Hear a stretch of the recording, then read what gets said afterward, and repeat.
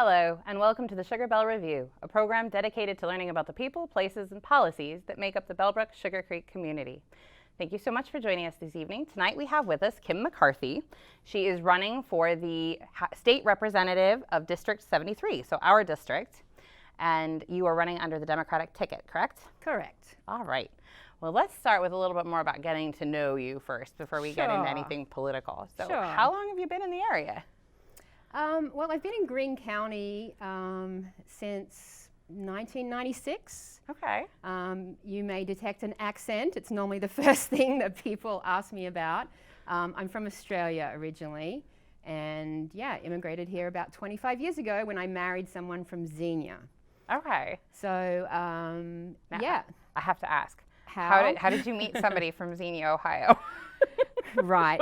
He actually was out in Australia, and he worked at the same accounting firm that I worked at straight out of college, and we were just friends, and he actually had moved back to Xenia, and I was planning to come over to Canada actually. All the Commonwealth countries offer each other's young people a chance to go explore other countries with working visas, like a 12-month visa pretty much. And I was coming over here in the early 90s to go to Canada for 12 months. And he was literally the only person I knew in North America. So I was like, this is the old days, right? I wrote him a letter. Oh. No email even. So I wrote him a letter and said, I'm coming to Canada. Can I come visit you? And Ohio's not that far, right? Yeah, it's close to Canada, right? Even though I was in British Columbia. But so he said, come on over. And, you know, I came for a few months, then went up to Canada, did 12 months up there, came back, and then we ended up getting married. So I've been here ever since. Yeah, so lived in, Xenia initially, then Beaver Creek, and now in Bellbrook for about 18 years. Oh, wow. Now sorry, I say Bellbrook. Sugarcreek, actually, is where I am. We're kind of one big community. Yes. So do you have family? In Australia, yes. I meant. I have children, yes. I have 3 kids. My daughter Arden is actually out in Australia going to college right now. Wow. She's 19, yep. So she's kind of stuck out there. There's no flights coming back. She can't come back for Christmas. Oof. So yeah, luckily my family's out there, so she's going to get to have Christmas with them, which is fine. And then I have twin boys, Simon and Julian, who I just found out are in your son's grade, in 10th grade at the high school in Bellbrook. It's an exciting time. Yes, yes. Exciting time to be a high schooler, you know. At least they're not seniors, right? I mean, I would feel bad for them. I'm like, you got a few more years to get over this, so. Hopefully things will be a little different by then. Hopefully, yes. So now I have to ask, having kind of gotten into politics a little bit myself with the helping the school levy. Sure. What made you decide that politics was a direction you wanted to take your life? Well, sometimes I'm still asking myself what that reason is. But I guess for the last 10 years, I've been, you know, just following politics, doing a little bit of I guess, organizing and lobbying of officials, sending the letters, you know, sharing stuff on Facebook. I was doing that for I guess I started that about 10 years ago. Okay. But after the 2016 election, I walked out of the polling place and was like, why were there 0 choices on the ballot, down ballot, right? Everyone goes in there for the president, maybe the Congress. But yeah, I was really disappointed as a Democrat to have no choices for county commission, trustees, cities, etc. For local and state. Yeah, local races primarily. So I went and walked into the Greene County Democratic Party for the first time. And you know, 2016 was a big election. Yes, it was. A lot of people walked into the Greene County Democratic Party at that point. So, you know, I decided to, you know, start focusing more locally because, you know what they say, all politics is local and change comes from the ground and goes up. So I thought, how can I get involved? So I looked at the Sugarcreek Township meetings and I was like, that's a night, you know, the kids, that would interrupt my night. But the Greene County commissioners have a weekly meeting at 1 o'clock on a Thursday. And at that point, my job, I was off on Thursdays. So I was like, all right, I'm going to start going to these meetings and just see what's happening in Greene County. Mm-hmm. So, you know, I showed up. I was one of only like 2 people from the public that was watching. And, you know, the commissioners were like, oh, who is this person? Glad to have some public input is what they told me. So yeah, I'm an accountant by trade. All right. And right at the time that I started going, they were passing the budget for that year. So I was like, all right, I can do this. I started looking through their budget. And so I started standing up and asking questions of them and following what they were doing. And, you know, every issue that came up, I would ask questions about it and, you know, try to put my own spin on it.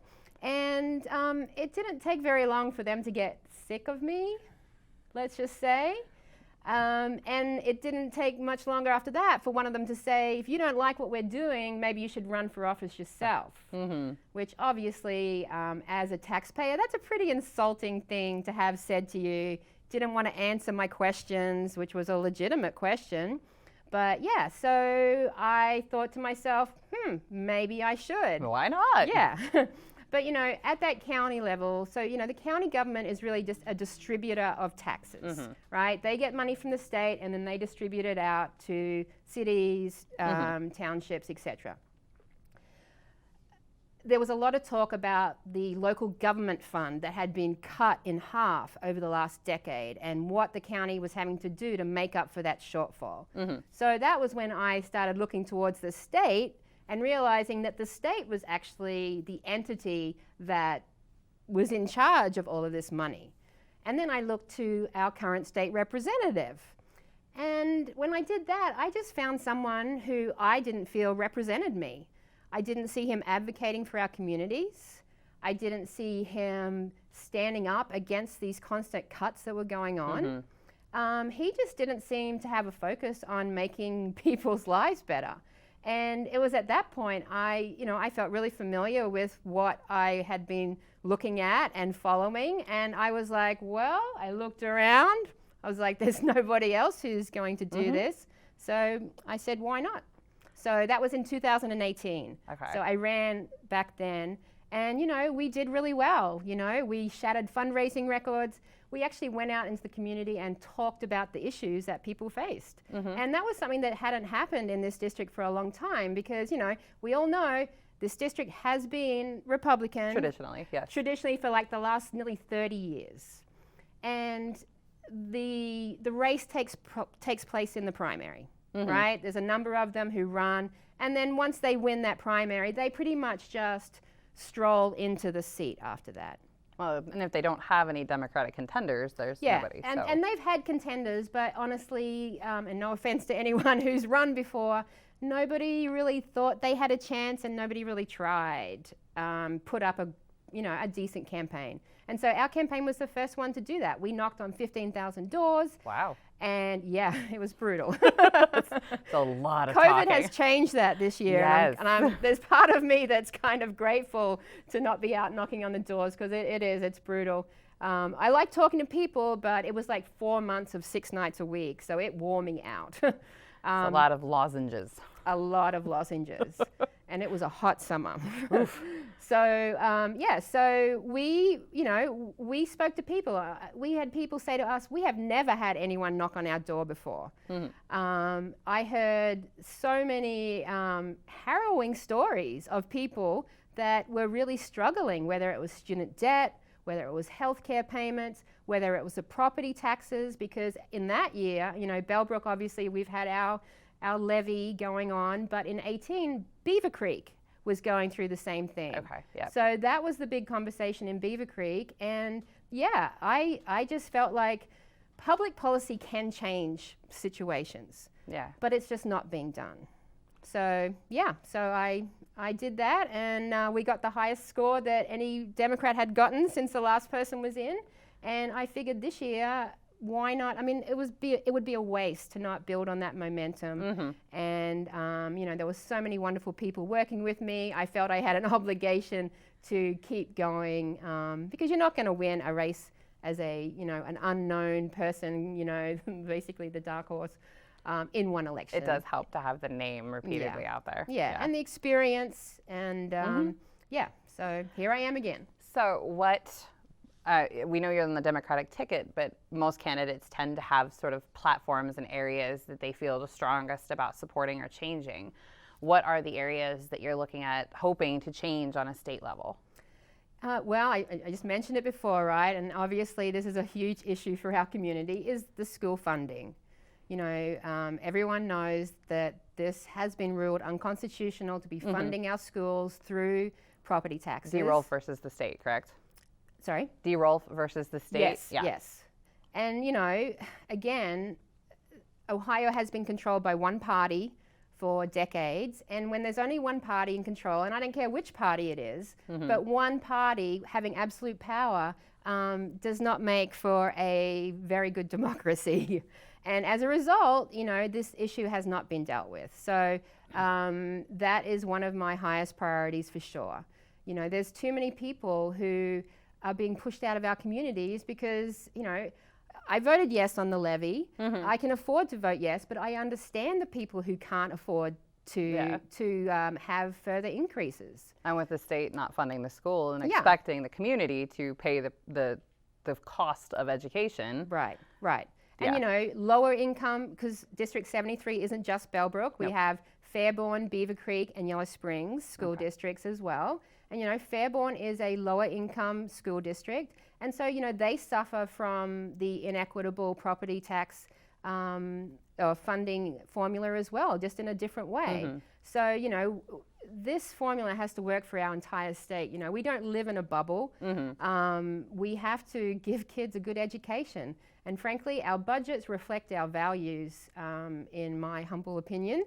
And education, I mean, what else is there but education if we want our state to be prosperous and, you know, offer our children a place to grow up, you know?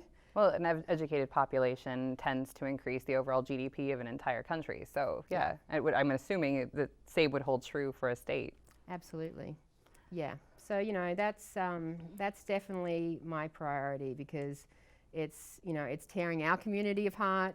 And, you know, we can do things here, but unless that formula is changed, you know, it's just going to be a few more years and the next levy will be upon us. Yeah, it is the conversation we've had on the levy side is very much like state doesn't offer any funding. It expects the entire community to pay for the education. And the only way to change that is to change the government seats because you're correct. You know, the ruling has made it. Courts were like, yep, it's unconstitutional, but we can't change it. The legislators have to. Right. They aren't. Right. And, you know, the House is in a supermajority state, so the Republicans rule it, so they could do anything they want, right? They could pass any single law they want. So why haven't they, right? They haven't. So we need a legislature that has balance, right? That has both parties in an equal, because the number of votes, if you look at the number of votes that happen in Ohio, it is about equal. But because of gerrymandering, it ends up with more Republicans and less Democrats. But, you know, the parties, I hate even being labeled by a party, frankly. I'm not here for the Democratic Party. It is a two-party system that we operate in. You have to pick a ticket. You have to pick a ticket. And I'm here to make our community stronger. I'm not here for a party. So, yeah. Hopefully, I know there's a lot of people, because obviously I'm connected with lots of candidates across the state. A lot of people are running on this because a lot of communities are suffering. So, you know, it's not going to change with just me being elected, obviously. I wish I could say, I'll show up in Columbus with my magic wand and change everything. It'd be nice if it was that simple, wouldn't it? It would be nice. It would be nice. But, you know, it takes people who want to make it better. So a concerted effort to improve the community so I as a hope whole. to get there and be part of that movement to finally fix that so that our kids can get the education they deserve. Well, thank you so much for doing that. It's definitely, politics is not proven to be an easy game to play, for sure. No. So I'm grateful that you are trying to take on that particular aspect, because it is true. If we could get the state to help more, it would solve a lot of the local community issues that have been happening. Yeah. So it's definitely a platform that I am grateful to hear is available to the community. Yes. So thank you very much for joining us. Happy to do it. And talking to us and letting the community know a little bit more about yourself, and that you'll be on the ticket or the ballot in November. Yes. All right. And the state representative for District 73. That's the one. All right. Thank you. And thank you all for joining us this evening, and we hope you enjoyed learning a little bit more about Kim McCarthy.